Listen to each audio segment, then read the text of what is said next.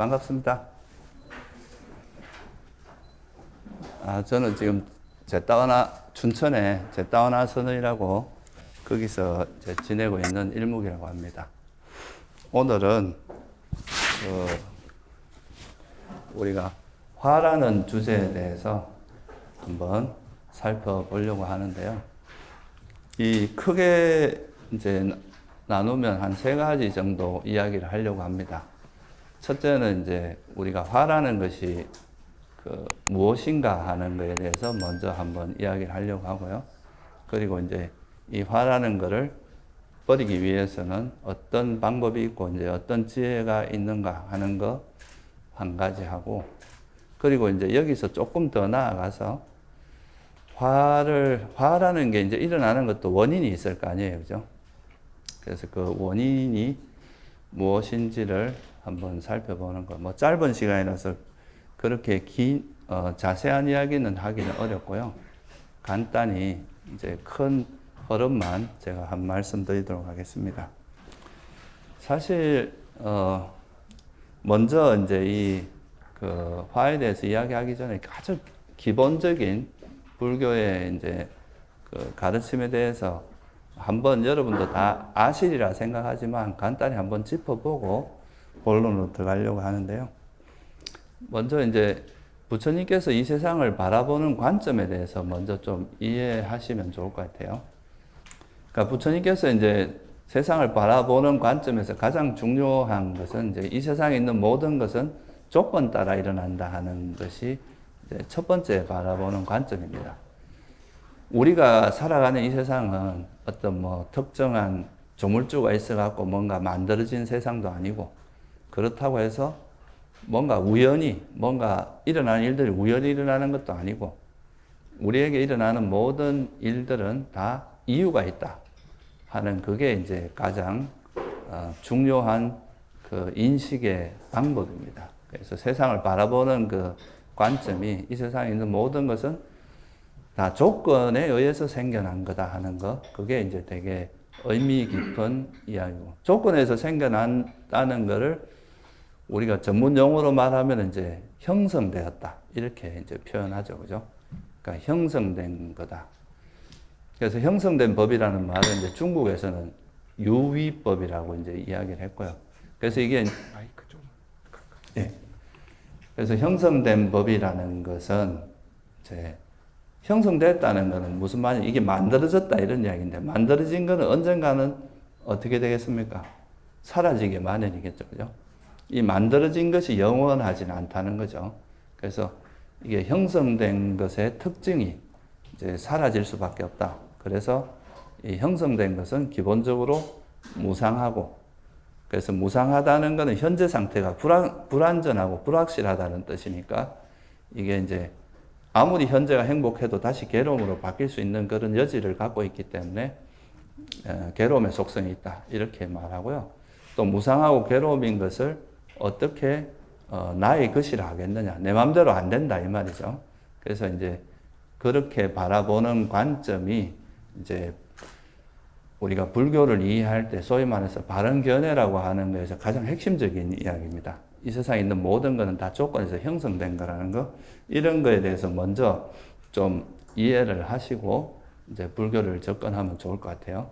그래서 이 세상에 있는 모든 건 다 이제 사라지기 마련이고, 그리고 이 괴로움의 속성이 있고, 나라고 할 만한 것은 없다. 그래서 무아라고 이야기를 하는데, 그렇다면 이제 이런 식으로 이제 이 세상에 있는 현상들을 바라볼 때, 그러면 우리가 살아가는 이제 이 세상에서 수많은 괴로움들이 있잖아요, 그죠?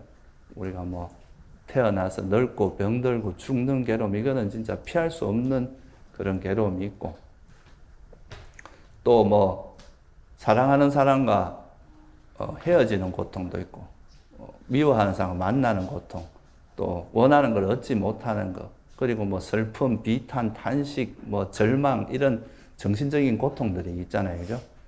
그러니까 이런 고통들이 왜 일어나는가, 이거를 이제 부처님께서 이 고통에서 벗어날 수 있는 방법은 없는가 해서 이제 출가를 하셨잖아요, 그죠?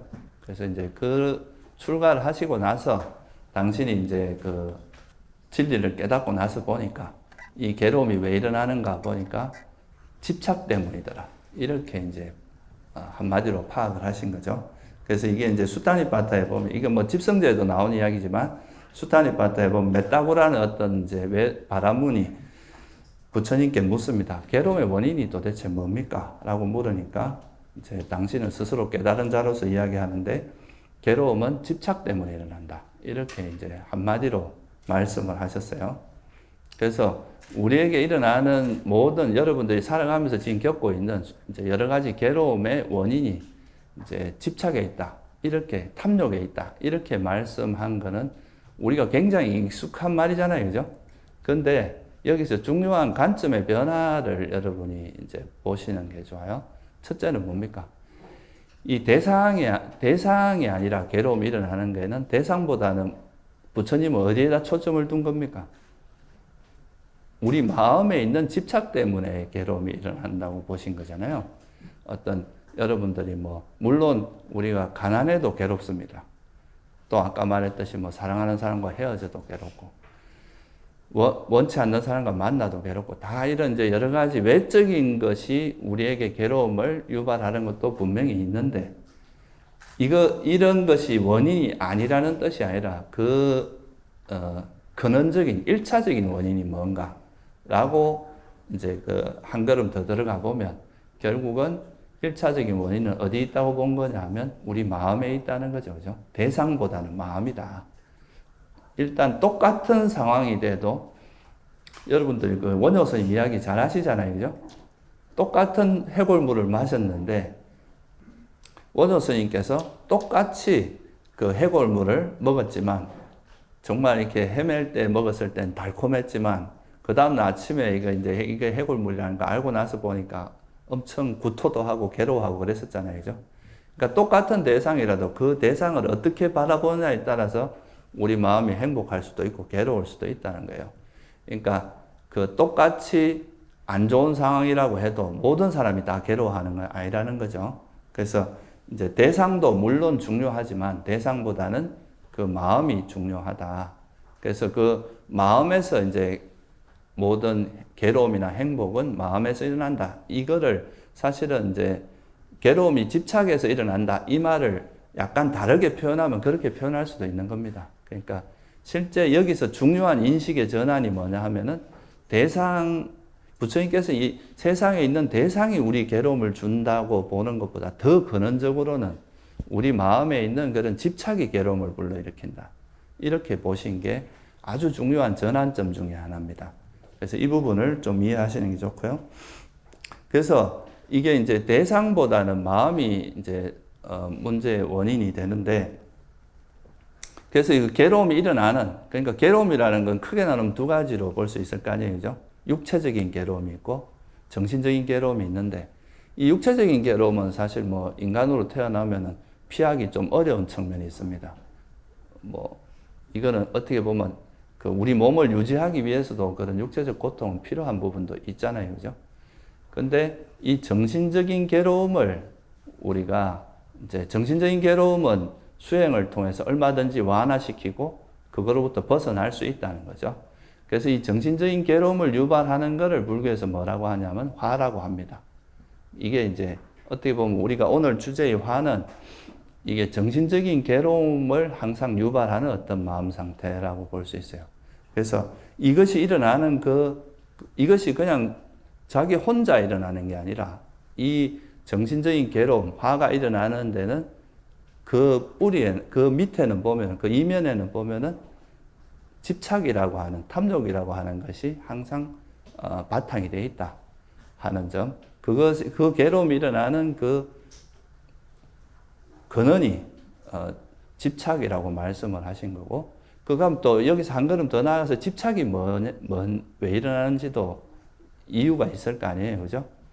그래서 그 집착이 일어나는 원인이 바로 뭐냐 하면은, 아까 말씀드렸듯이 이 세상은 다 조건에 의해서 형성된 건데, 사라지기 마련인 것을 사라지지 말라고 집착하는 것. 또, 원래 본질적으로 괴로움인 것을 행복이라고 잘못 알고 집착하는 것. 또 내 것이 아닌 것을 내 것이라고 거머쥐는 것. 이것 때문에 이제 집착이 일어난다. 이런 어리석음 때문에 일어난다는 거죠. 그래서 이게 이제 그런 어리석음을 기반으로 해서 이런 이제 집착이 일어나고, 그 집착이 있으면은 우리에게 수많은 화를 유발해서 그것 때문에 이제 수많은 고통을 겪게 된다. 그래서 사실은 우리는 괴로움에서 벗어나고자 할 때 그 화라고 하는 드러난 이 현상만 바라보고 있지만, 실제 이 화를 불러일으키는 그 어떤 원인은 집착이, 그러니까 내가 뭔가 화를 내고 있다는 그 속에 집착이 있다는 뜻입니다. 그리고 그 집착이 일어나는 데는 이 진리를 모르는 어리석음이 있다.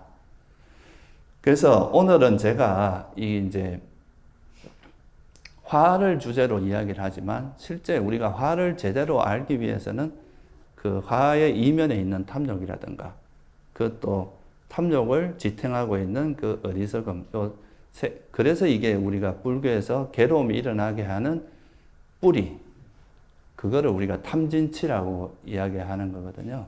그래서 이 세 가지의 그 연관성을 좀 같이 따져보면서 우리가 화라는 현상을 이해함으로써, 아, 화가 이렇게 일어나는구나 하는 것을 이해하고 통찰하면 화로부터 벗어날 수 있다. 이게 이제 제가 이 책을 쓸 때 그 어떻게 보면 제일 메인 주제라고 할 수 있습니다. 화라는 것이 우리가 억지로 억누른다고 벗어날 수 있는 것도 아니고, 그렇다고 해서 막 화를 내고 분출한다고 해서 벗어날 수 있는 게 아니라는 거죠. 이 화라는 그 마음 상태의 정체를 정확히 이해하면 여기에 더 이상 놀아나지 않게 되고, 그럼으로써 이제 화를 극복할 수 있는 거지. 화라는 것을 옛날에 우리 드라마 같은 거 보면은 그런 거 나오죠. 막 되게 화날 때 폐차장 가서 막 그 망치 들고 막 부수는 거, 그런 거 장면에 나왔었잖아요. 근데 아마 요즘은 그런 거 잘 못 보셨을 거예요. 실제 그거는 심리학이나 뭐 이런 데서도 연구해보면 그게 오히려 화를 더 키우지, 화를 가라앉히 일시적으로는 해소가 돼도 도움이 안 된다는 걸 알기 때문에 요즘은 그런 걸 안 하는 거거든요. 그래서 화를 우리가 이렇게 내면, 낼 때는 시원하지만 이 화를 내고 난 후폭풍이 되게 크거든요.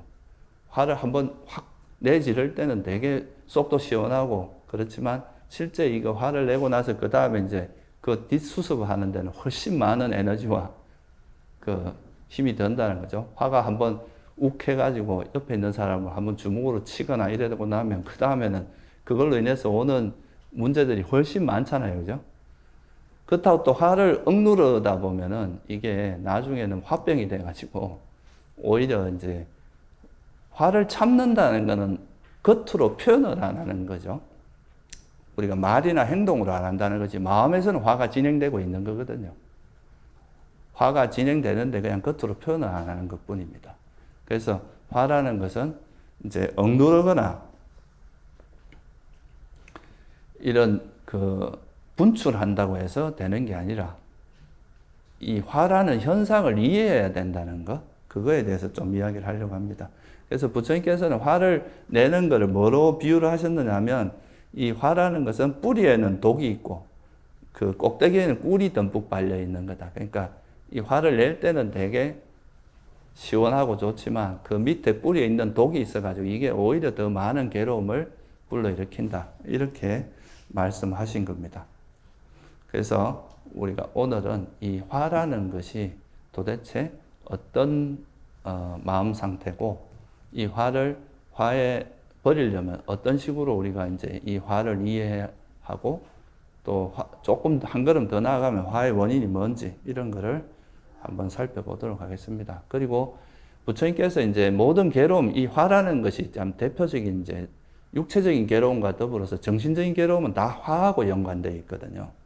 그래서 이런 괴로움이 일어나는 가장 중요한 원인이 바깥에 있는 게 아니라 우리 마음 속에 있다는 것. 그래서 이 마음에 있는 이런 탐진치를 버리는 것이 불교에서 말하는 수행이라는 것도 그 방향 전환이 굉장히 중요하거든요.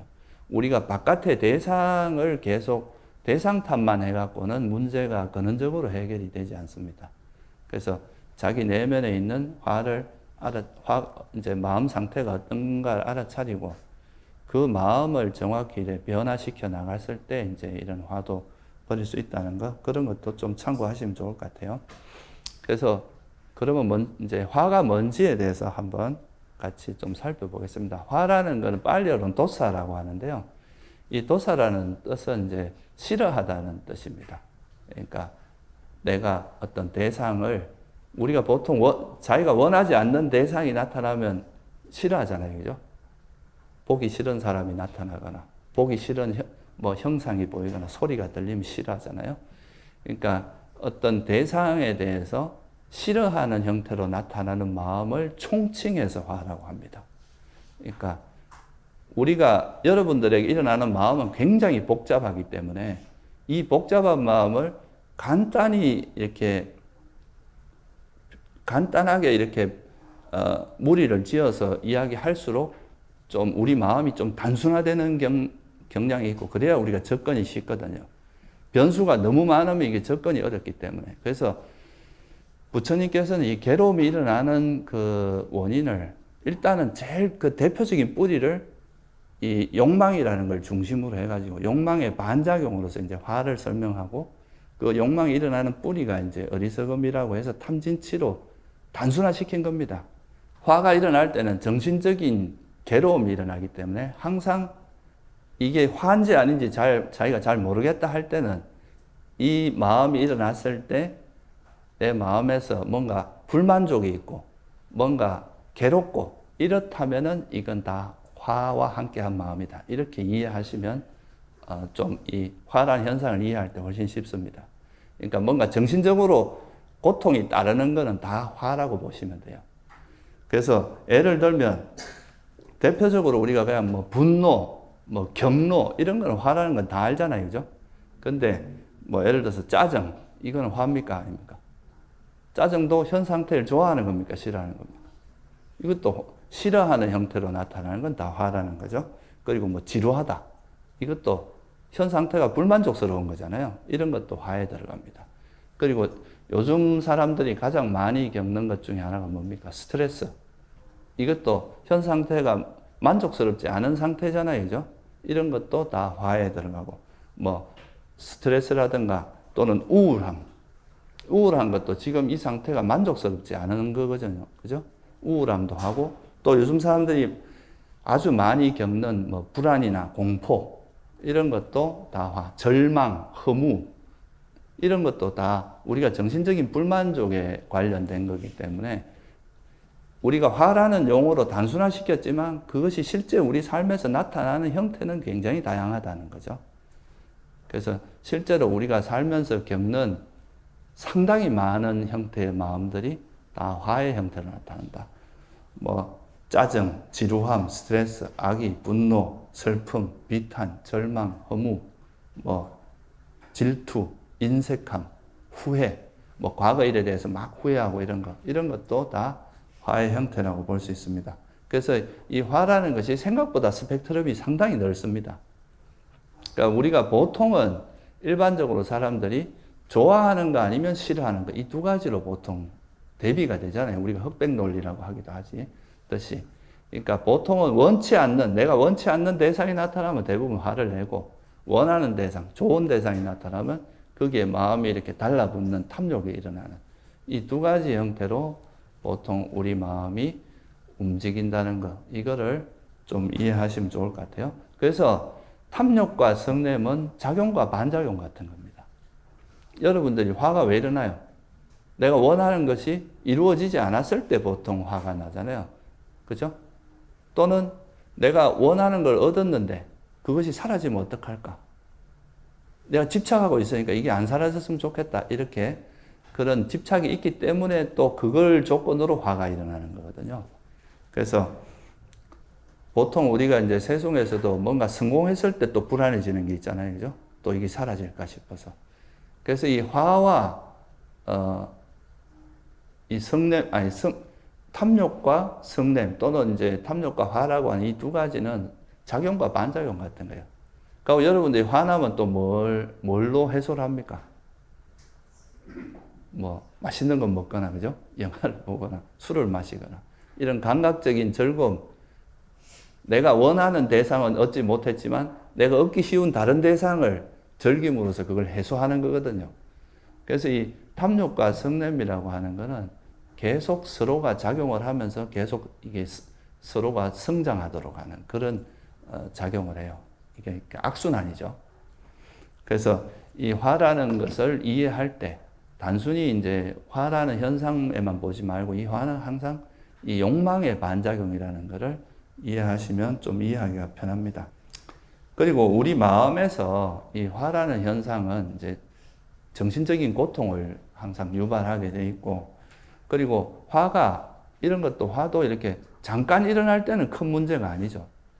누구나 살면서 사소한 화는 다 일으키고 사니까.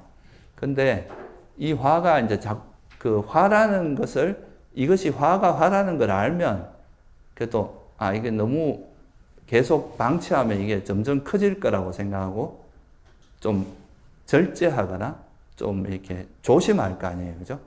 근데 이것이 화라는 걸 모르고 거기에 빠져들게 되면 이게 이제 나중에는 어떤 임계점을 넘어버릴 수 있습니다. 이 임계점을 넘어버리면 그때는 이게 이제 사실 되돌리기가 좀 어려운 상태가 가요. 예를 들면 우리가 우울함이라는 건 누구나 살면서 다 겪거든요. 근데 이 우울함이라는 것도 어떻게 보면 화고, 이것이 가지고 있는 위험성이나 이런 거에 대해서 잘 모르면 이 우울한 기분에 계속 빠져들어요. 그러다 보면 이게 이제 우울함이 우리 마음에 아예 이제 정착하게 되고, 그러면은 이게 이제 진짜 헤어나오지 못할 수도 있다 이거예요. 그래서 그 우울증이라고 하는 게 이제 일종의 그런 것 때문에 일어나는 거기 때문에 우리가 마음이 이렇게 강해지고 그 마음이 이제 우리에게 큰 문제를 일으키는 것은 반복될 때 그렇습니다. 우리가 마음이 성장하는 것은 마음에 계속 반복하면 그 마음에 그 물을 주는 것과 같아요. 강도도 점점 세지고 마치 이렇게 그 눈덩이 조만한 걸 굴리다 보면 점점 커지는 거나 비슷한 겁니다.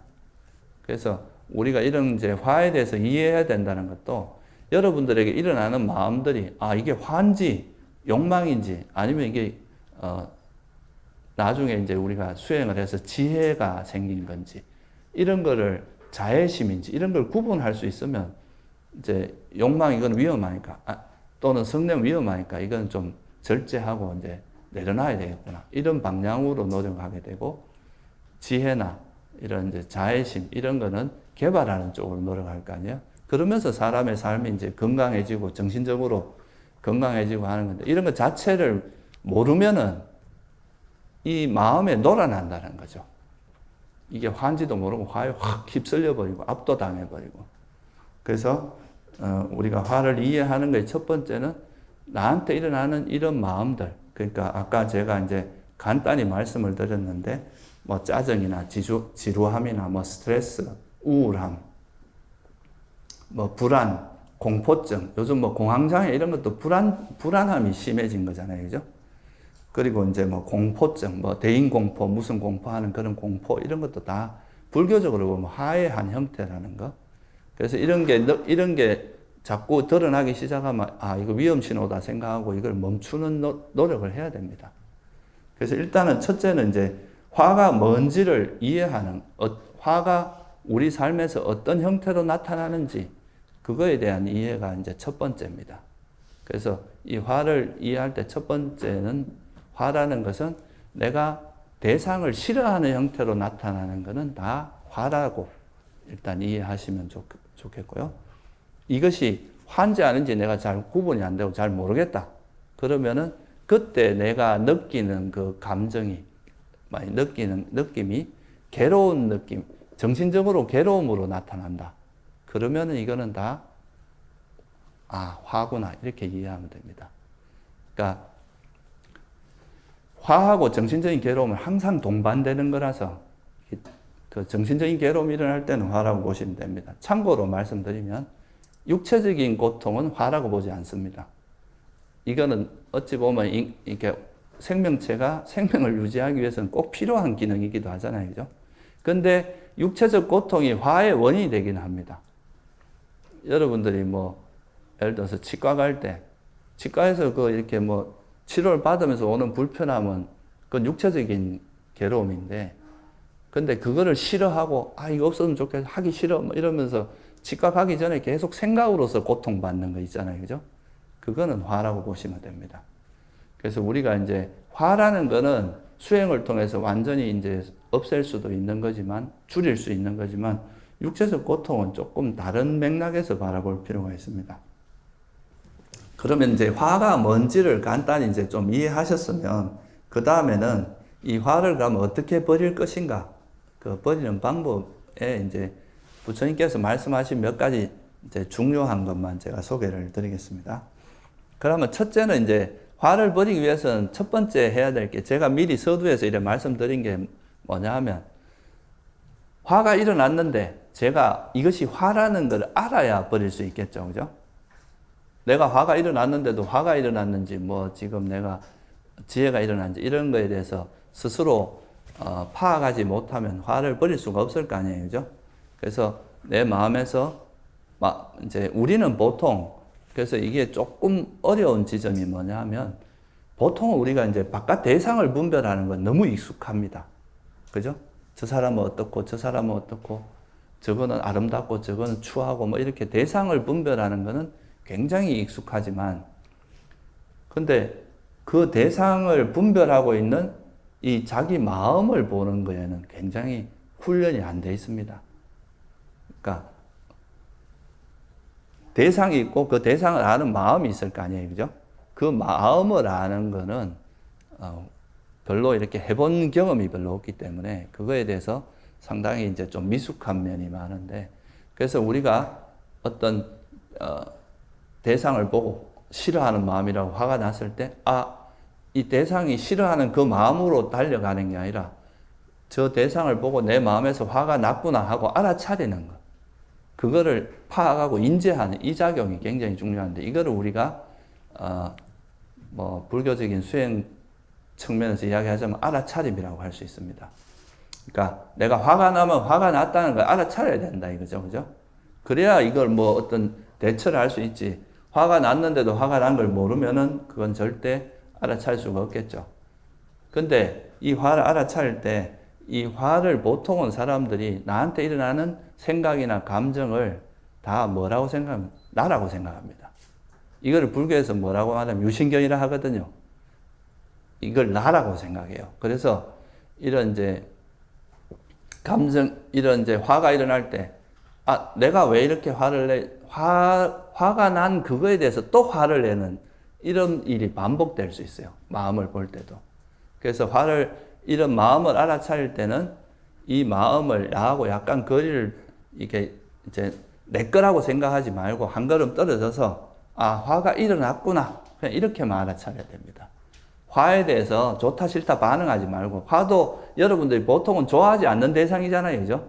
그럼 여기서 보통 화를 내게 되는데, 그러지 말고 그냥 단지 화가 일어나는구나 이렇게만 보셔야 이 화를 객관화할 수 있습니다. 안 그러면 내 감정이 개입하기 때문에 이 화를 알아차리면서 또 화를 내고 이게 휩쓸려 버릴 수가 있어요. 그냥 이제 만약에 누구한테 화가 났다가 내 마음에서 화가 일어났구나, 이렇게 이걸 마치 이렇게 실험실에서 실험 대상으로 보듯이 객관화해서 보는 연습을 해야 됩니다. 그게 이제 화를 알아차릴 때 좀 주의해야 될 거예요.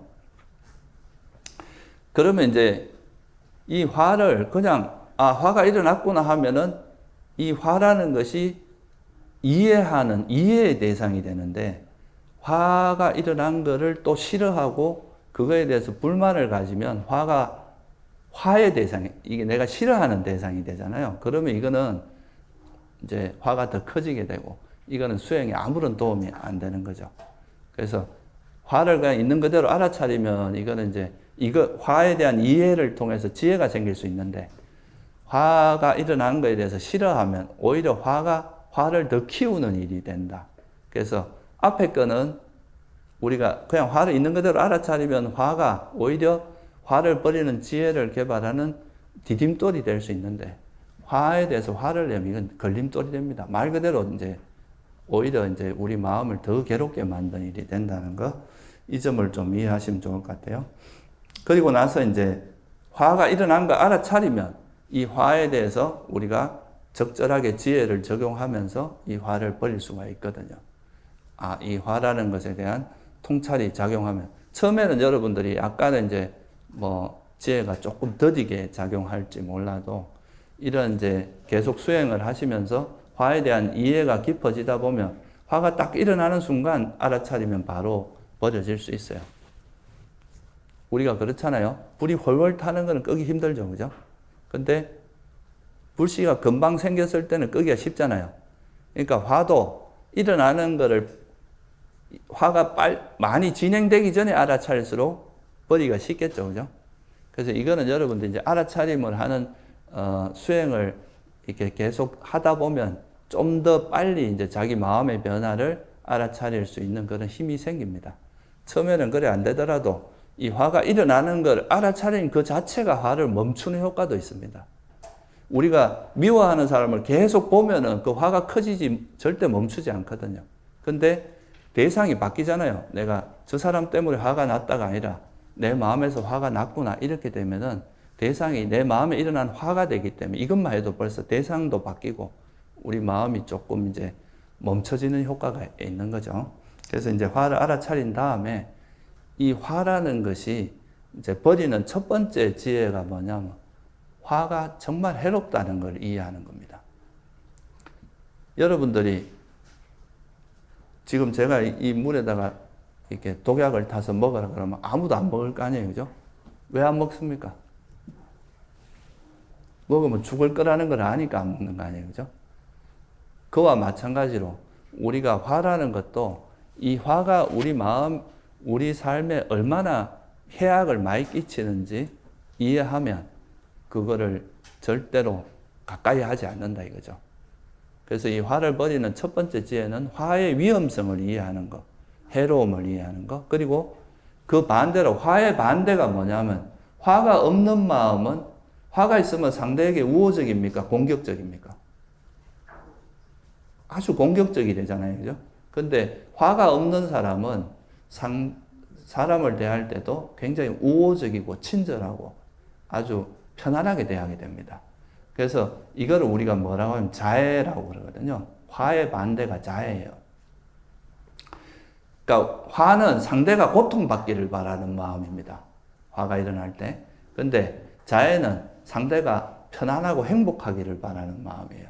그래서 이런 이제 자애의 반대가 화고 화의 반대가 자애인데 그래서 화의 위험성과 자애의 유익함을 이제 이해하면은 내가 이 화를 내는 게 정말 나에게 아무런 도움도 안 되는 거구나.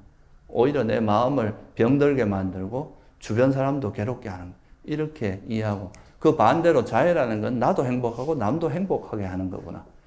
이런 이제 이해가 생기면 화는 버리고 자애를 개발하겠죠. 그죠? 그래서 첫 번째는 이 화의 해로움을 이해하고 자애의 유익함을 통찰하는 이 지혜가 화를 버리는데 굉장히 중요한 지혜라고 할 수 있습니다. 그러니까 화가 어떤 위험이 있느냐? 화는 일단 화가 일어날 때 누가 제일 괴롭습니까? 제일 먼저. 본인이 제일 괴롭습니다. 화가 나면 밤에 잠도 못 자고 일단은 자기 자신이 제일 괴롭다는 거. 그리고 또 뭐냐 하면 이 화라는 게 그 단어 뜻에서 뭐가 있느냐 하면 화라는 게 원래 이제 화의 동사, 도사라 그랬죠. 그죠? 이 도사의 동사형이 두사띠라고 하는 건데 이 두사띠의 뜻이 뭐냐면 나쁘게 하다는 뜻입니다. 현재 상태보다 좋게 하는 게 아니라 나빠진다는 거예요. 이 화를 내는 것 자체가 현 상태보다 좋아지기보다 이게 점점 안 좋은 상황으로 가게 만든다.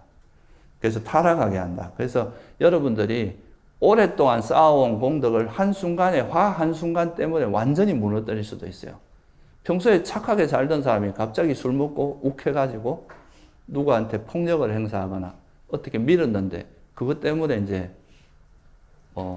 큰 문제가 돼서 상대가 크게 다쳐서 그거 되거나 또는 홧김에 사람을 때렸는데 그 사람이 죽거나 또는 화해서 욕을 한번 되게 했는데 그것 때문에 오랫동안 친하던 사람하고 완전히 절교해버리거나 이런 문제가 생길 수 있잖아요. 그죠? 그래서 이제 화가 가지고 있는 그런 가장 큰 해로움이 나와 남을 괴롭게 하고 내가 오랫동안 쌓아온 공덕을 무너뜨리고 그 다음에 인간관계가 좋아지겠습니까? 나쁘겠습니까? 화 많은 사람 가까이 있으면 힘드니까 다 도망갑니다. 인간관계가 좋을 리가 없겠죠. 그죠? 그리고 이 화가 많은 사람은 잠잘 때도 편히 못 잡니다. 잠이 안 와요. 왜냐하면 이 화로 막 생각이 들끓기 때문에. 잠도 못 자고 잠을 잘 때도 악몽을 꿉니다. 그리고 깨어날 때도 편안하게 못 깨어나요.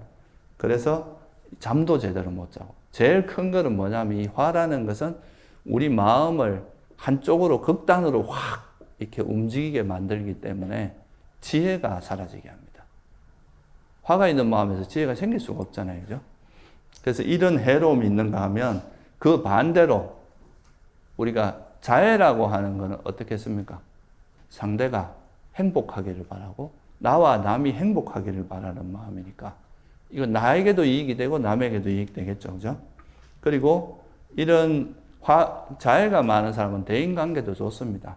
남이 잘못되기를 바라기보다는 상대가 행복하기를 바라고 좋게 되기를 바라잖아요. 그죠?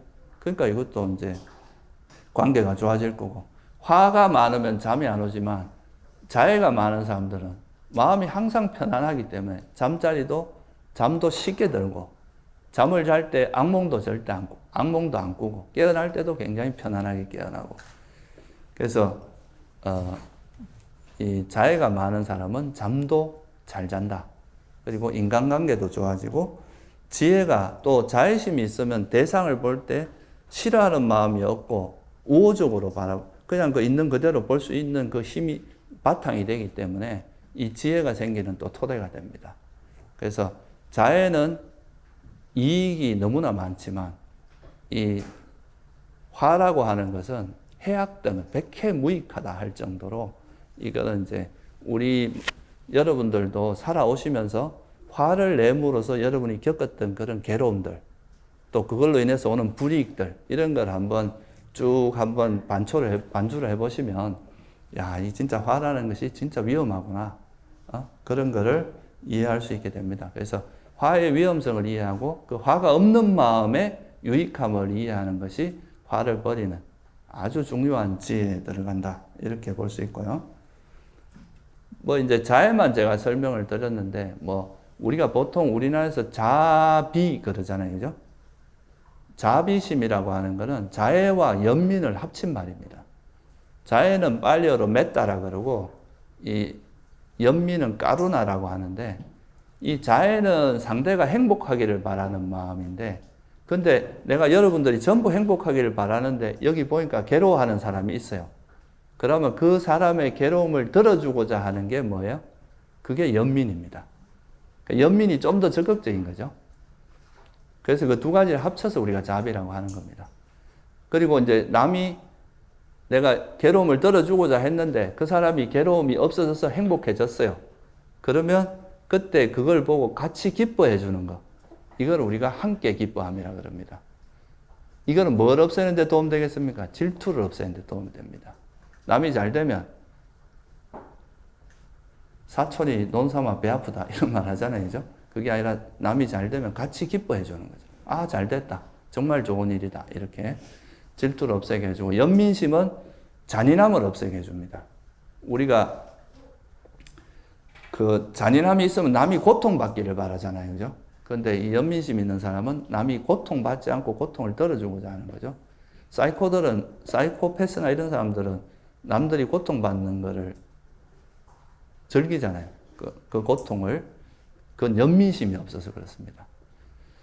그리고 이제 그렇게 자애와 연민과 그 함께 기뻐하는 마음을 일으키고 난 다음에는 내가 그렇게 좋은 일을 했어도 어차피 자업자득이니까 내가 지은 업은 내가 받고 남이 또 남에게 베푼 거에 대해서 생색내지 않고 한 걸음 물러서는 거 이걸 평온이라고 합니다. 그래서 이게 자비희사 이런 말 들어보셨죠? 그죠? 이 자비희사라고 하는 것이 화를 버리는데 아주 좋은 마음 상태다. 자애심은 아까 말했듯이 이제 그런 화를 버리게 해주고 연민심은 잔인함을 버리게 하고 함께 기뻐함은 질투로 인한 화를 버리게 하고 평온함은 보상을 바라는 마음을 버리게 해줍니다. 내가 이래 잘해줬는데 너 왜 나한테 안 해줘? 이러면 화가 나잖아요. 그죠? 그런 마음을 버리게 해주는 게 그 평온함입니다. 그래서 이 사무량심은 사실 화하고 반대되는 마음이에요. 화가 없는 마음이 사실 사무량심의, 그러니까 자비희사, 자애, 연민, 함께 기뻐함, 평온이라고 하는 이 네 가지 마음으로 이야기할 수 있습니다. 그래서 이제 첫 번째는 화의 해로움을 이해하고 자비희사, 이런 이제 사무량심의 유익함을 이해하는 게 화를 버리는 첫 번째 중요한 지혜고요. 두 번째는 좀 쉬운 방법은 그냥 이제 우리가 화가 날 때는 상대의 안 좋은 면만 주로 보게 되잖아요. 그죠?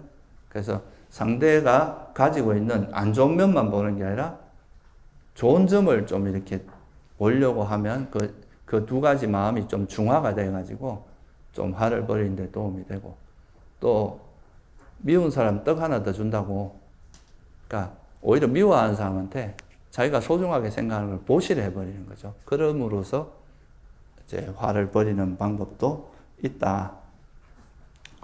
그리고 또 지금 이 상황은 같이 자꾸 뭔가 이 접촉을 하는 것 자체가 화를 계속 유발하는 상황이 있을 수 있잖아요. 그럴 때는 일시적으로 피하는 것도 도움이 됩니다.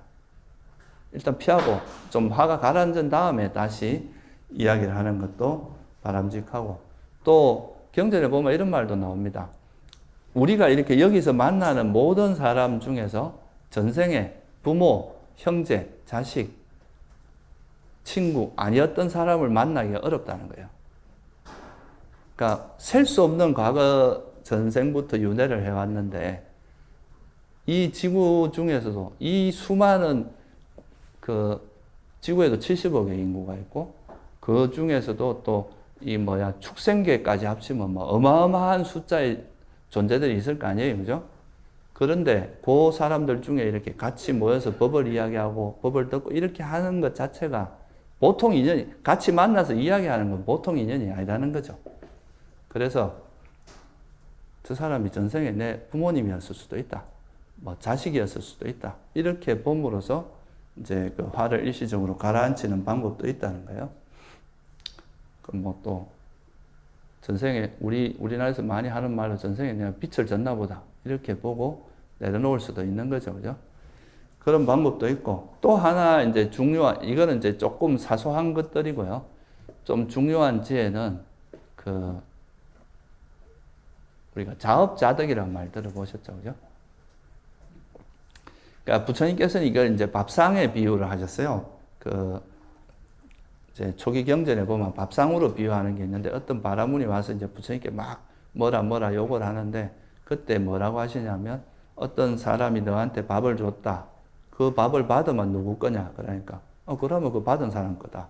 안 받으면 누구 거냐? 이렇게 이야기를 해요. 그러면, 그건 내가 여전히 내 겁니다. 이렇게 이야기를 한 거죠. 그러니까 그와 마찬가지로 네가 아무리 나한테 화를 내도 나는 그 화를 받지 않으면 그 화는 네 거다. 근데 내가 그 화를 받으면 이건 나도 같이 화를 내는 거잖아요. 그죠? 그래서 이 밥상 비유를 드시면서 상대가 화를 내는 거는 그 사람이 악업을 짓는 거죠. 그죠? 근데 내가 그 상대가 던진 공을 받고 나도 같이 막 화를 내면 나도 같이 화를 내는 것밖에 안 된다 이거죠. 그래서 그렇게 하지 말고, 상대가 화를 낼 때 난 자애로 받으면 상대는 악업을 짓지만 나는 선업을 짓는 거다 이거죠. 그죠? 그리고 그 사람이 나쁜 짓을 했다고 해도 자업자득이기 때문에 내가 그 화를 내지 않는다 해도 자기가 받을 업은 자기가 받게 돼 있다는 거죠. 그러니까 상대가 나쁜 짓을 한다고 나도 같이 그 동조해서 나쁜 일을 할 이유는 전혀 없다. 그래서 이게 이제 자업자득을, 업의 주인은 자기 자신임을 반조해라 이렇게 표현합니다. 이걸 빨리어는 이제 깜마 사까따 냐냐라고 하는데, 이 업의 주인은 자기 자신이다. 그래서 괜히 그 상대가 화를 낸다고 같이 나도 밥상을 받을 필요가 없다. 그렇게 이제 이야기하는 거죠. 그리고 이제 조금 더 우리가 수행이 깊어지다 보면 우리가 화를 내는 그 대상 자체가 사실은 아까도 말했지만 조건에 의해서 만들어졌잖아요. 이 세상에 있는 모든 것은. 나라고 하는 존재도 그렇고 타인도 그렇고. 그렇다면은 이 세상에 있는 모든 것들은 고정불변하는 모습이 아니잖아요. 그죠? 계속 조건 따라 변하고 있습니다. 여러분 몸도 변하고 있고 마음도 지금 현재 마음이 고정되어 있지 않잖아요. 그죠? 계속 생각은 변합니다. 그렇다면은 내가 이 화를 내는 이 대상 자체도 변하지 않는 영원한 어떤 실체가 있는 거예요. 내가 화낼 때 나를 화나게 했던 사람은 이미 이전과 다르게 변하고 그 사람은 실체가 없다. 이렇게 바라봄으로써 이건 사실 좀 이제 상당히 깊은 수준의 지혜가 생겼을 때 가능한 이야기이기도 하겠죠. 그죠? 상대가 이제 무아임을 통찰함으로써 화를 낼 대상 자체가 없다. 그렇게 봄으로써 화를 내려놓는 방법도 있다. 그래서 여러분들이 좀 이제 많이 활용할 수 있는 것들은 사실 우리가 집착을 하거나 화를 내는 그 대상 자체가 아까 말씀드렸듯이 집착이 왜 일어난다, 화가 왜 일어난다 그랬습니까? 조금 더 근원적으로 보면 내가 집착 때문에 일어난다 그랬잖아요. 그죠? 근데 그 집착하는 대상은 사라지기 마련이고 또 내 것이라 할 만한 어떤 고정한 실체가 없다는 걸 이해하면 거기에 대한 그 집착을 놓게 되고 집착이 나아지면 이제 그 화도 버려질 수밖에 없는 그런 구조를 갖고 있는 거죠. 여기서는 이제 그런 게 좀 생략되어 있는데 실제 우리가 그 화를 내는 대상 자체가 우리가 그렇게 저 사람은 나쁜 사람이다 또는 뭐 저 사람은 못된 사람 이렇게 고정적으로 이렇게 집착하면서 그 사람을 규정하는 것 자체가 바람직하지 않다는 것을 이해하고 그 사람이 그런 거에 실체로서 보는 걸 그런 집착을 내려놓게 되면 이 화를 좀 근원적으로 버릴 수 있는 이거는 조금 더 이제 수행이 발전했을 때 이제 나타나는 거라고 볼 수 있겠죠, 그죠? 그리고 이제 뭐 그런 자업자득, 그러니까 밥상비유나 이런 거를 좀 화의 해로움, 자의 유익함 이런 거를 여러분이 잘 이해하시면 화를 버리는 데 상당히 도움이 될 겁니다. 근데 여기서 한 가지 더 이제 제가 말씀을 드리면, 그러니까 화를 내지 않는다는 것과 참는 거는 좀 다른 겁니다. 우리가 보통 불교를 이제 이해하면, 그러면 뭐 내가 뭘 봐도 다 참으란 말이냐, 이렇게만 이야기할 수 있잖아요. 그죠? 부처님께서도 어떤 제자들이 잘못된 걸 있을 때 무조건 그런 걸 참은 게 아니에요. 잘못된 거 있으면 호되게 나무라고 그거를 개선해 주려고 하고 했단 말이죠. 근데 여러분들이 그런 걸 하실 때 우리 마음이 화가 없는 어떤 아주 고요하고 평온한 마음 상태에서 뭔가 대처를 할 때는 지혜롭게 대처할 수 있을 거 아니에요. 그죠? 뭔가 우리가 냉정함을 찾고 평온함을 가지고 그 상황에 대처할 수 있으니까 그러면 되게 지혜롭게 대처할 수 있는데 화에 압도된 상태에서 어떤 판단을 하고 행동을 하게 되면 어떤 문제가 생기겠습니까? 오히려 그 문제가 더 복잡해지고 그 화로 인해서 어떤 일을 하고 나면 그거에 대한 부작용 때문에 또 더 많은 일들을 겪어야 됩니다. 그래서 화를 내지 않는다는 것은 일단 화가 난 상태에서 어떤 판단을 하거나 행동을 하는 것은 여러 가지로 위험 요소가 많기 때문에 일단은 화를 버린 다음에 행동을 하더라도 그 이후에 하는 게 좋다 이거예요. 행동을 하지 말라는 건 아닙니다. 행동을 하더라도 우리가 산에서 조난당했을 때 사람들이 죽는 이유 중에 하나가 사실 뭐 여러 가지가 있지만 뭐 위험에 빠지는 게 보통 이제 어떤 길을 잃고 그러면은 사람들이 요즘 말로 하면 멘붕 상태에 빠지는 거예요. 두려움에 확 휩싸여가지고. 그러니까 그때는 일단은 내가 판단력이 결코 이래 냉정해질 수가 없는 상황일 거 아니에요. 그죠? 그럴 때는 사실은 그 자리에 앉아서 행동하지 말고 좀 기다리는 게 오히려 좋거든요. 마음이 좀 차분해질 때까지. 근데 그럴 때 마음이 이렇게 두려움에 휩싸여 있고 흥분되어 있는데 막 두려움에서 길을 찾겠다고 막 이래저래 날뛰다가 오히려 이제 낭떠러지로 떨어진다거나 그런 위험에 더 노출된다고 하는 이야기가 있거든요. 그래서 우리가 이제 이런 그 화를 버리는 것도 이와 마찬가지로 그 화를 버리고 아무것도 하지 말고 참기만 하라는 이야기가 아니라 화가 난 상태는 우리 마음의 균형이 깨져 버린 상태이기 때문에 그럴 때 행동하지 말고 화가 좀 가라앉고 마음이 차분했을 때 행동하게 되면 그거는 이제 올바른 판단도 할 수 있고 올바르게 대처할 수 있는데 화가 난 상태에서 이제 뭔가 행동하는 것은 문제가 많이 생기고 부작용이 많기 때문에 일단은 이제 우리 마음을 좀 이렇게 차분하고 평온하고 고요하게 만든 다음에 어떤 행동해야 되기 때문에 일단은 화를 먼저 가라앉히는 게 우선돼야 된다. 이런 의미로 이해하시면 좋을 것 같습니다. 그래서 이게 이제 기본적으로 우리가 화가 일어났을 때 그 화가 일어난 그 대상 자체도 사라지기 마련이고 내 것도 아니고 이렇게 보면서 이제 내려놓고 또는 화의 해로움이라는 화는 해롭다. 이거는 뭐 백해무익이다. 이런 걸 이해하고 내려놓기도 하고 자업자득이다. 이렇게 보면서 업의 주인은 자기 자신이다. 이렇게 놓을 수도 이제 이런 건 되게 기본적이고 아주 우리가 많이 활용할 수 있는 지혜이기 때문에 제가 말씀을 드렸고 이제 여기서 한 걸음 더 나아가면은 이 화란 우리가 그 이제 여름에도 그렇잖아요, 그죠? 여름에 우리 절에 가면 여름 되면 이 풀과의 전쟁이거든요. 그러니까 풀이 엄청나게 자란단 말이죠. 그럼 이제 이 풀을 뽑는데 풀을 뽑을 때 그냥 그 뭐 요즘 뭡니까 그 예초기 같은 거 이런 걸 가지고 풀만 이렇게 쳐내고 나면 잠깐 보면 좀 깨끗해지는데 비만 한번 오면 또 금방 자라거든요. 근데 이거를 이제 뿌리채 뽑아가지고 뿌리를 없애버리면 다시 나지 않잖아요. 그죠? 그러니까 화라는 것도 겉으로 드러난, 우리가 표면에 드러난 것 중에 제일 알기 쉬운 건 화입니다. 화는 되게, 일단은 내가 괴로우니까. 괴롭고, 또 화가 일어났을 때는 그걸 누구나 버리고 싶어 하기 때문에 이거는 이제 알아차리기가 쉬운데, 이 화가 일어나는 데는 이 세상의 모든 일은 이유 없이 일어나는 게 없다 그랬잖아요. 그죠? 그럼 이 화가 일어나는데도 그 밑에 원인이 있을 거 아니에요. 그죠? 그 화는 항상 아까 뭐라 그랬습니까? 이 괴로움은 뭐 때문에 일어난다 그랬어요, 부처님께서? 집착 때문에, 그러니까 탐욕 때문에 일어난다 그랬잖아요. 그럼 또 이 탐욕은 그럼 또 왜 일어나느냐? 이거는 그 탐욕의 밑뿌리에는 보면 어리석음 때문에 일어난다. 그래서 이걸 경전에, 이제 초기 경전에는 어떻게 나오느냐 하면요. 이 세상의 모든 것은 다 형성된 것, 조건에서 만들어진 거다. 형성된 건데, 이 형성된 것은 사라지기 마련이라는 거죠.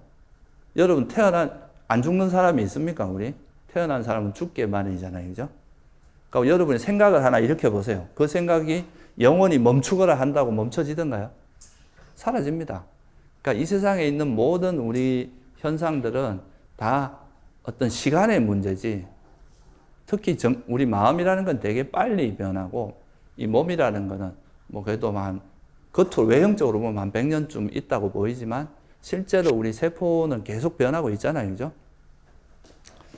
이 변하기 마련이고, 그래서 이거는 이제, 형성된 것은 변하기 마련이고, 괴로움이고, 그렇기 때문에 이게 변한다는 건 무상하다는 의미고, 또 현재 상태가 불완전하잖아요. 변한다는 건 현재 아무리 좋은 상태라도 다시 나빠질 수 있다는 이야기잖아요. 그러니까 이거는 이제 불만족스러운 거다. 그게 이제 괴로움의 의미입니다. 아예 이제 고통만 이야기하는 게 아니고 무상하기 때문에 가지고 있는 선천적인 그런 불확실성, 불만족스러운 것, 불안전성 이런 걸 이야기하는 겁니다. 그러니까 이거는 괴로움의 속성이 있어요. 그러면 이 무상하고 괴로움인 것을 내 마음대로 할 수 없다 이거예요. 여러분들이 내 몸 보고 죽지 말라 한다고 안 죽지 않잖아요. 그죠? 그러니까 내 생각이 일어났는데 사라지마 한다고 해서 안 사라지지 않잖아요. 그러니까 우리 마음은, 몸과 마음은 내 마음대로 전적으로 통제가 안 됩니다. 내 것이라면 내 마음대로 돼야 되잖아요. 내가 만약 여기 주인이라면 당신은 나가세요. 당신은 들어와도 좋습니다. 이렇게 할 수 있는 게 주인의 힘이잖아요. 그죠? 근데 이 마음에도 그런 주인이 있으면 그게 돼야 되는데 안 된다는 거죠. 그래서 무아라고 부처님께서 이야기하신 거예요. 말씀하신 거예요. 그래서 이 무상하고 괴로움이고 무아인데 사람들은 자꾸 내가 있다 그러고, 뭔가 이 삶을 주재하는 내가 있다 그러고, 영원히 존재한다 그러고, 이것이 이 존재하는 것 자체가 행복이라고 본다는 거죠. 그래서 여기 집착이 달라붙는다는 거예요. 그러니까 사라지기 마련인 것을 영원하다고 잘못 알고 집착하고, 괴로움인 것을 행복이라고 잘못 알고 집착하고, 내 것이 아닌 것을 내 것이라고 잘못 알고 집착한다는 거예요. 그러니까 무상한 것을 영원하다고 잘못 아는 어리석음, 괴로움인 것을 행복이라고 잘못 아는 어리석음, 내 것이 아닌 것을 내 것이라고 잘못 아는 그 어리석음 때문에 집착이 일어난다. 그렇게 말씀하셨어요. 그래서 이거를 변하기 마련인데 변하지 말라고 집착하고 있으니까 변할 때 뭐가 일어난다는 거예요? 괴로움이 일어난다는 겁니다. 여러분이 난 안 죽었으면 좋겠다고 집착을 하고 있는데 우리 몸은 형성된 거니까 사라지기 마련이란 말이죠. 그죠? 그래서 이게 또 병들기 마련이고 사라지기 마련인데 병이 들거나 죽음에 가까이 가면 괴로워한단 말이죠. 어떻게 보면 그것이 우리가 살아있는 사람의 숙명이고 자연스러운 성질임에도 불구하고 그걸 받아들이지 못한다는 거예요. 그래서 이제 그 원인이 어리석음에 있다. 그래서 이제 어리석음을 기반으로 해서 욕망이 일어나고 욕망을 기반으로 해서 화가 일어난다. 그래서 이제 가장 근원적인 거는 진리에 대한 어리석음 때문에 이제 이런 탐욕이 일어나고 그 탐욕이 있기 때문에 화가 일어나는 거다. 정신적인 괴로움이 일어나는 거다. 이렇게 보셨습니다. 그러면 제가 한두 가지 예만 좀 들어볼게요. 우리가 화가 일어나는 데 있어서 가장 대표적인 것이 이제 욕망 중에서도 감각적 욕망이라고, 이제 우리가 감각적 욕망이라 그러면 감각적인 즐거움, 쾌락 이런 걸 이야기하는 거죠. 그래서 뭐 맛있는 거 먹고 또 뭐 사람들한테 인기 얻고 환대받고 그다음 돈도 많이 벌고 또 내가 원하는 거를 즐기는 거. 이게 이제 감각적인 즐거움인데, 이 감각적인 즐거움은 자기가 원하는 대상을 얻음으로써 오는 즐거움이거든요. 그래서 여러분들이 뭐 예를 들어서 내가 맛있는 걸 먹고 싶어. 그래서 맛있는 걸 먹으면 즐거움이 일어나요. 이건 이제 충족함으로써 오는 행복이죠. 뭔가 내가 시험에 합격하고 싶었는데 그 시험에 합격했을 때 그때 일어나는 것도 그렇죠. 그것도 이제 즐거움에 해당하겠죠. 돈을 많이 벌고 싶은데 돈을 많이 벌었어요. 그러면 이제 행복해요. 이 자체가 문제라기보다 여기에는 탐욕이라고 하는 거는 집착이 본질이거든요. 그냥 뭘 하고자 하는 게 본질이 아니라 집착이 본질이에요. 그래서 내가 하고 싶은 걸 하고 싶은 거에 대한 집착하는데 그것을 얻지 못하면 이 집착하고 있는 걸 얻지 못했으니까 그거의 반작용으로 일어나는 게 화라는 거죠. 그래서 이 감각적인 욕망은 그것이 실현됐을 때는 행복한데 실현되지 않았을 때는 소위 말 구부득고라고 그러잖아요. 그죠? 얻고자 하는데 얻지 못하면 엄청나게 고통이 일어납니다. 집착이 강할수록 고통의 강도도 큽니다. 그리고 설사 얻었다 하더라도 그것이 사라질까봐 두려워요. 우리가 이제 대표적인 예를 들면 그 연예인들이 되게 화려한 삶을 사시잖아요. 그런 분들이 대부분 이제 보면 공황장애라든가 그런 우울증이라든가 이런 거에 빠지는 경우가 많습니다. 왜냐하면 이거는 대중의 어떤 그 인기에 상당히 영향을 많이 받는 직업이다 보니까 인기가 얻었을 때는 그 자기가 원하는 거 얻어서 되게 행복한데 그것이 언제 사라질지 모르니까 항상 인기가 있어도 불안한 거죠. 이 욕망의 본질이 그렇습니다. 달콤해요. 이 감각적인 즐거움은 달콤하지만 그 달콤한 것 이면에는 독이 있어요. 그러니까 이거는 이 달콤함을 먹을 때는 되게 달콤하지만 먹고 나면은 우리 마음에 고통을 불러일으키는 거예요. 그죠? 그러니까 이게 이제 그것이 이루어져도 사라질까봐 초조하고 불안하고 이루어지지 않으면 그 자체로 고통스러운 거죠. 그래서 부처님께서는 이 감각적 욕망을 이해하려면 달콤함만 이해하면 안 된다 그랬거든요. 우리가 그 할 때 즐거움만 보지 말고 이 감각적 욕망이 가지고 있는 그 해로움, 위험성, 결점을 보라 그랬어요. 그러니까 이거는 욕망이라고 하는 거는 즐거움은 잠깐이고 이걸로 인해서 오는 파생되는 괴로움이 훨씬 많다. 그래서 이걸 경전에서 뭐라고 표현하냐면 달콤함은 적고 재난은 많다. 이렇게 표현합니다.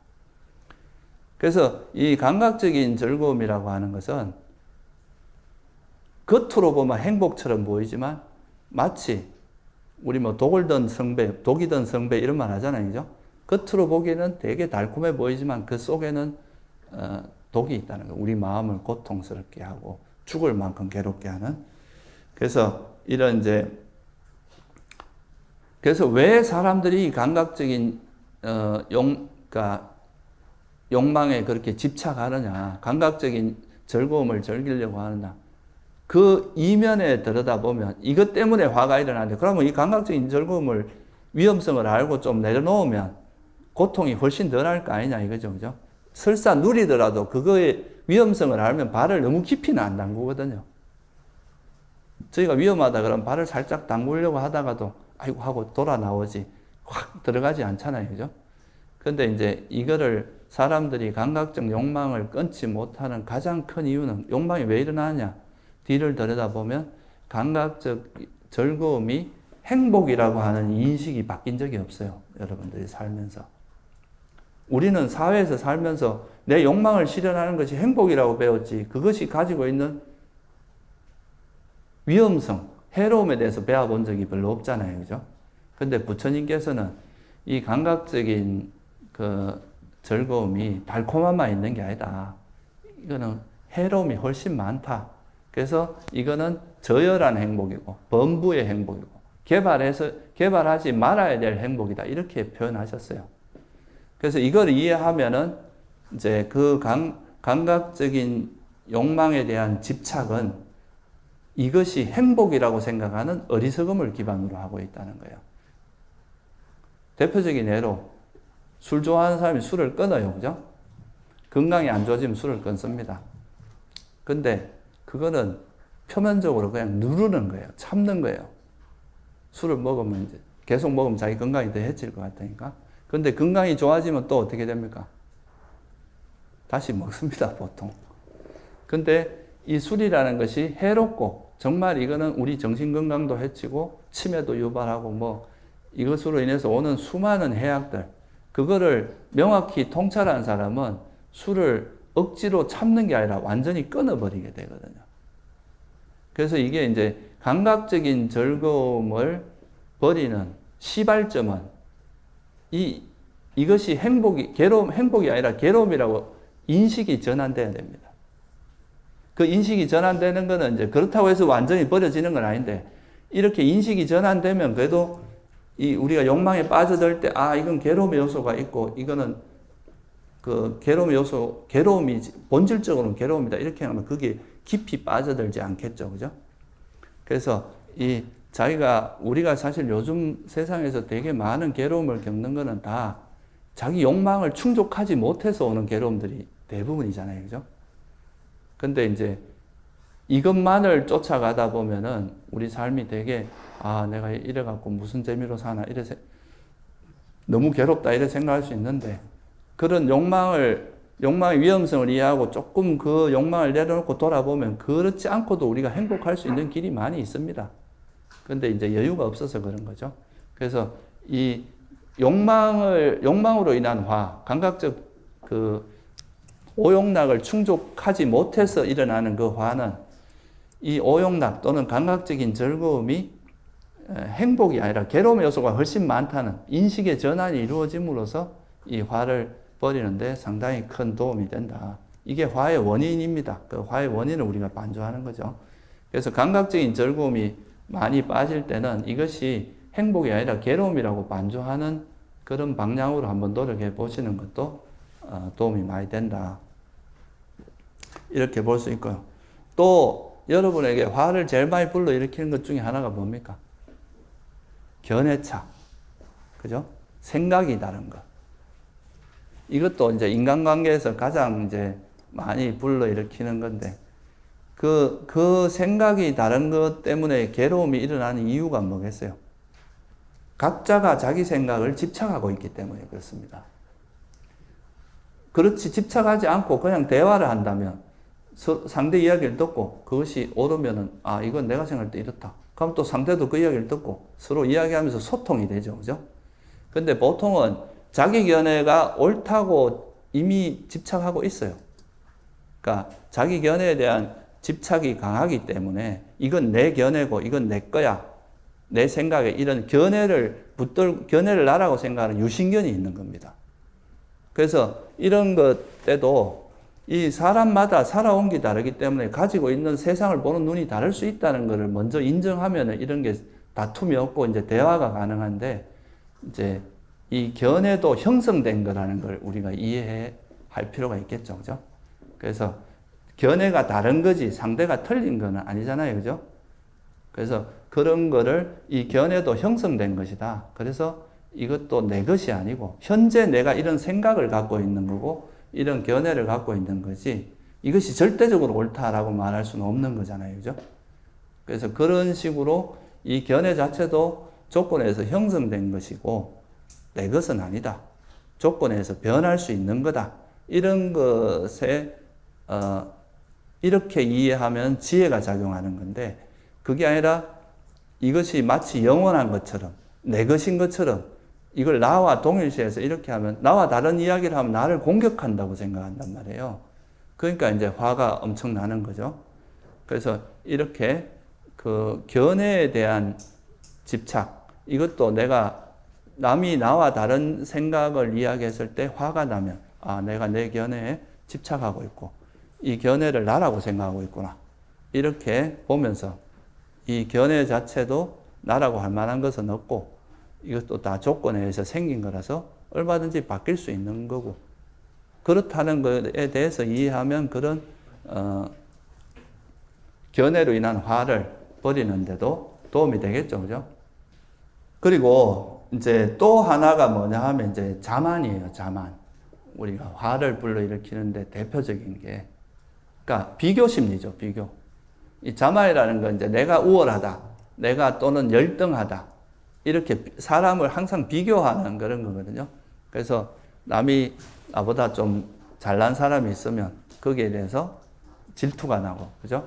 내가 좀 남들보다 못하다 생각하면은, 아니, 잘났다 생각하면 우월감에 빠지고, 이러면서 그게 이제 내가 남보다 이제 우월하다고 생각하는데 남이 나를 무시하거나 이러면 엄청나게 화가 나는 거죠. 그래서 이런 이제 자만도 자만의 이면에는 그러면 어떤 어리석음이 숨어 있겠습니까? 내가 있다라고 생각하는 거죠. 나라고 생각하는 것이 뭔가 있고, 내가 잘났다 이렇게 딱 이걸 마치 실체처럼 규정하는 이런 어리석음이 잠재되어 있거든요. 그래서 이런 경우는 이게 내가 현재 잘났다거나 또는 못난 것이 이것도 다 형성된 거잖아요. 그죠? 그러면 이것도 역시 변하기 마련이고 내 것이라 할 만한 것이 없다. 그러니까 내가 지금 아무리 뭐 잘 나간다 해도 이게 영원하진 않잖아요. 그죠? 그러면 이게 또 바뀔 수 있다는 거, 변할 수 있다는 것을 인정하면 그게 또, 그것이 설사 바뀌었다고 해도 내가 자존심 상해한다거나 열등감을 느끼는 그러지 않거든요. 근데 그거에 대해서 집착을 하거나 또는 이거를 이제 내가 있다라는 그 어리석음이 있으면 그 자만이 잘 놓아지지 않고 그러면은 그 자만을 건드리는 내 자존심을 건드리는 이야기를 하게 되면 엄청난 화를 낼 수 있다. 그런 거죠. 그래서 이것이 이제 제가 말씀드린 몇 가지 이제 화를 불러일으키는 거는 그 속에 뭐가 있다고 일단 여러분들이 화가 날 때는 내가 뭔가 집착하는 게 있구나라고 보시는 게 좋아요. 이건 항상 반작용이니까. 그리고 그러면 내가 또 이 집착에는 뭐 어떤 어리석음이 있는지 이까지 만약에 이렇게까지 한 걸음 더 나아가서 반조를 한다면 그거는 자기가 어떤 구조에서 번뇌가 화가 일어나는지를 좀 명확히 볼 수 있고 그래서 보세요. 화가 있고 화는 욕망으로 있고 욕망 때문에 욕망은 또 어리석음 때문에 그래서 어리석음이 깨지면 뭐가 깨지겠어요? 이 어리석음이라는 거의 반대가 뭡니까? 지혜죠, 그죠? 우리가 진리를 모르는 게 어리석음이고 진리를 아는 게 지혜, 이거가 지혜를 다른 말로 이제 빨리어로 어리석음을 모하라고 하는데 지혜를 아모하라 하기도 합니다.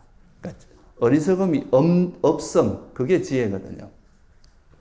그래서 어리석음이 없는 상태가 지혜고, 그래서 수타니 바타에 보면 이런 말이 나옵니다.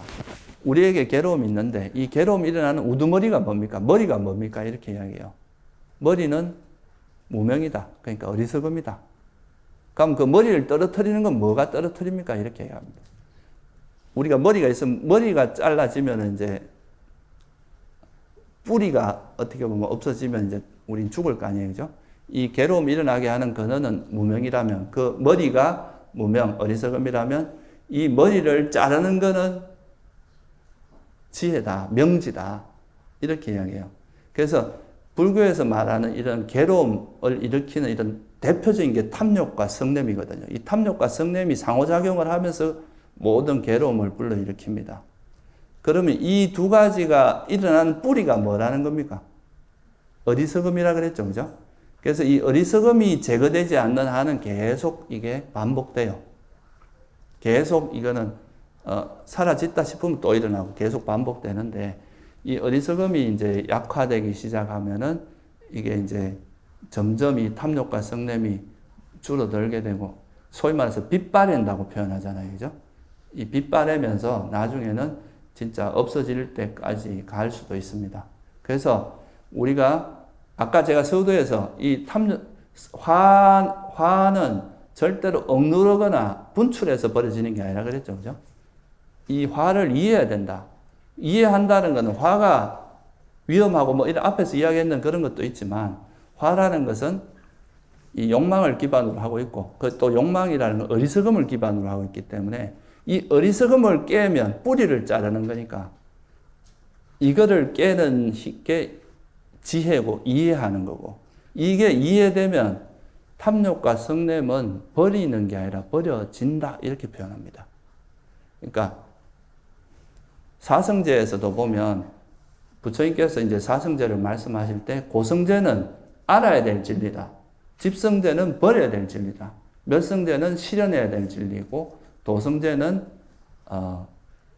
닦아야 될 진리라고 하거든요. 그러면 여러분들이 이렇게 수행을 통해서 이런 이 세상에 있는 모든 것이 다 형성됐고, 그래서 이건 무상하고 괴로움이고 뭐하다, 이걸 아는 게 바로 이렇게 알려고 노력하는 게 도성제를 닦는 겁니다. 그리고 나서 그거를 철저히 알게 된 게 뭐예요? 고성제를 알게 된 거잖아요. 이게 고성제거든요. 형성된 것은 다 이 세상에 있는 모든 건 다 형성됐기 때문에 형성된 건 무상하고 괴로움이고 뭐하다. 특히 괴로움이라고 한 게 이게 고성제거든요. 고성제가 알아지면 집성제는 버려지는 겁니다. 집성제가 가래잖아요. 그죠? 그 탐욕과 성. 그래서 이 지혜를 개발함으로써 탐욕과 성냄이 버려지게 되는, 이걸 이제 이해해야 놓아진다. 그래서 화라는 거 이해해야 사라진다라고 표현한 겁니다. 그래서 여러분들이 화를 버리는 가장 그 강력한 무기가 뭐냐? 어떤 무기로서 우리가 화를 버릴 수 있느냐 하면 화를 철저히 통찰하는 거다. 이 우리 마음에서 일어나는 이 화를 알아차리고 이 화를 철저히 화의 위험성이나 이런 화를 이해하고 그 원인 중에서 어리석음을 버림으로써 화를 버릴 수 있는 거지. 이 화를 억누르거나 그냥 막 분출하는 이런 것만 갖고 안 된다 하는 거를 여러분들이 좀 이해하시면 오늘 이 강의가 충분히 된 것이 아닌가 이렇게 생각합니다. 예, 저는 오늘 여기서 이걸로 마치도록 하겠습니다.